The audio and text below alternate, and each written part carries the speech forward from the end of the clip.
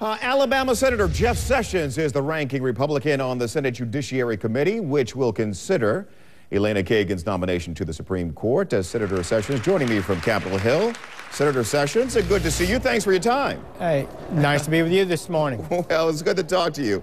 First of all, your thoughts on the nominee.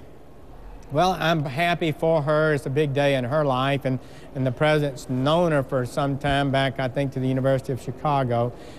So she's moving forward in the process. The big step is to be nominated, and then the next big step is to go through confirmation. So she should be given a fair, full hearing, be able to answer the charges or questions that arise, and at the same time, she should be subjected to real, thorough examination. So, Senator Sessions, Elena Kagan has never been a judge. Might have been, as you know, but there was never a hearing on her selection to the D.C. Court of Appeals. Why would you have preferred a nominee who had been a judge?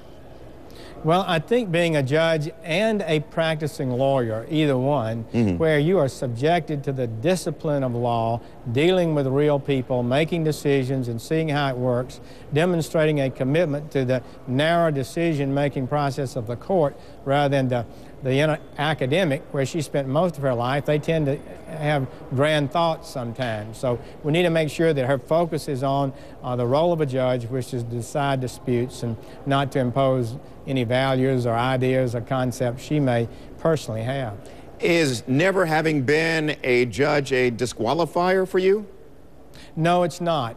But I do think a person who's had very, very little legal experience, in terms, I think about 2 years of private practice and no judicial experience. Mainly her career has been in academics, even as dean at Harvard, where you certainly don't have time to practice law, you're more of an administrator. That kind of experience is weak in her case, there's no doubt about it. You want someone to follow the Constitution faithfully. You've said that on the record. Have you found anything so far? Look, she went through a confirmation process last year.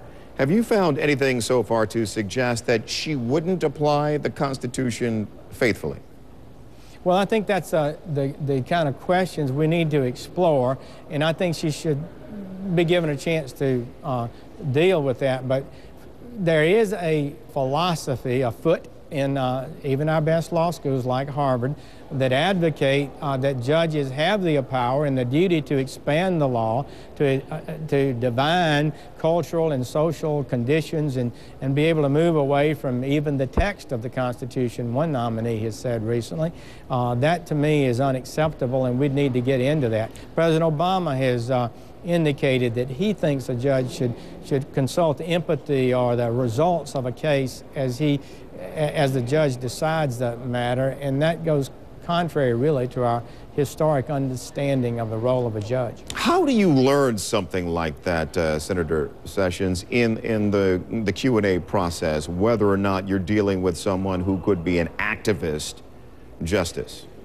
I think that's a good question. We look at her writings and speeches, and some of those have been troubling. How she's conducted herself in I guess a little over a year now as a Solicitor General, and maybe what cases she's participated in, and that kind of thing. Well, I think it's something to look at. Yeah, help us with our research a little bit here. You mentioned that perhaps there may be some things in her writings that might be a little troubling, and you use the word troubling. What have you uncovered early in the process that might be troubling to you? Well, the thing I was personally involved with was the Solomon Amendment. And what happened was a number of law schools, Harvard being, I think, a leader when she was there, would not allow the military recruiters to come on to the law school to recruit JAG officers for the military because she didn't agree with the don't ask, don't tell policy that President Clinton had adopted.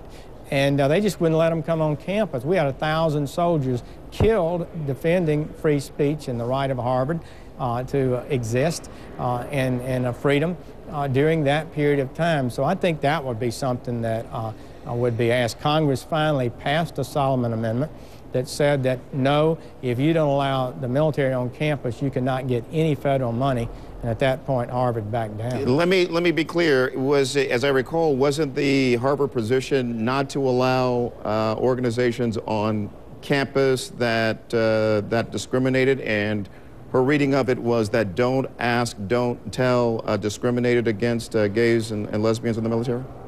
Yes, that's what she felt. She felt that this was discriminatory, but it was the established policy of the United States, the President Clinton's policy, and she could work to change that, but I don't think it was acceptable. I do not believe it was acceptable for her to say, you can't even come on our campus because I disagree with your policy. Senator Sessions, we appreciate your time. Thank you, sir. Thank you.